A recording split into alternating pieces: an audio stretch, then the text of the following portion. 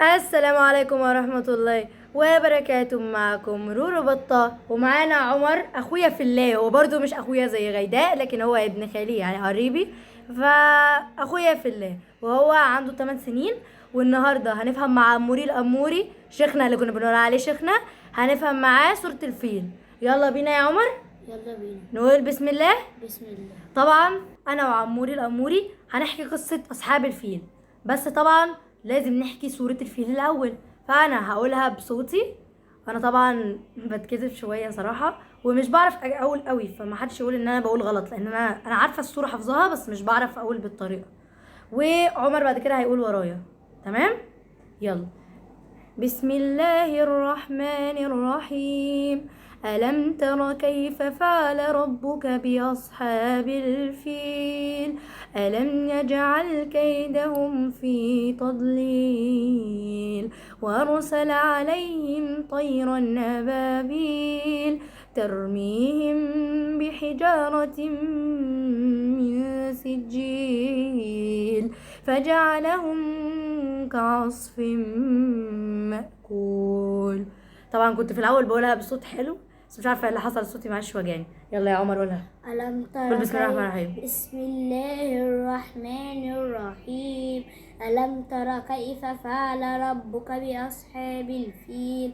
ألم يجعل كيدهم في تضليل وأرسل عليهم طيرا أبابيل ترميهم بحجارة من سجيل فجعلهم كعصف مأكول. شاطر، صدق الله العظيم.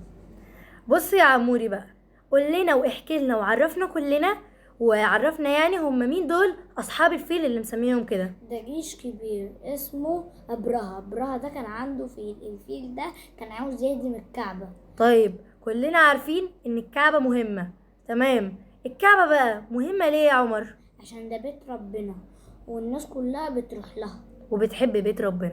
طيب انت عارف الفيل صح؟ ضخم وكبير. برغم بقى ان الفيل ده كبير، عمل ايه لما وصل هناك عند وقع الكعبة؟ على الأرض وخاف. صح، الفيل خاف وبرك على الارض عشان حس ان المكان ده مكان مش عادي. طيب ربنا عمل ايه ساعتها؟ جاب له طير اسمه طير أبابيل. صح، ربنا بعت جنود من السماء، طيور كتير اسمها طير ايه؟ أبابيل. طير ابابيل. طيب الطيور دي بقى كان شكلها عامل ازاي؟ ما تصدقوش السما دي كانت كلها طير.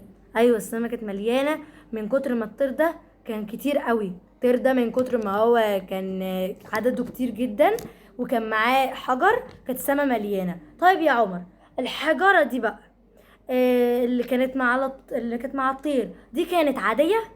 لا، دي كانت فيها نور. صح، النار دي يعني نزلت على الجيش الوحش ده. طيب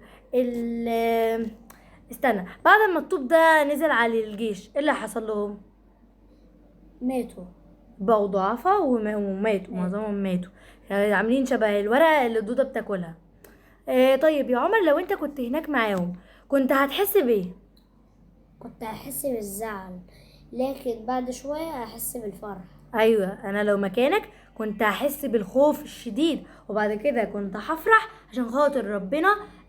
طيب يا عمر، قول لنا ايه اقوى حاجة في القصة دي؟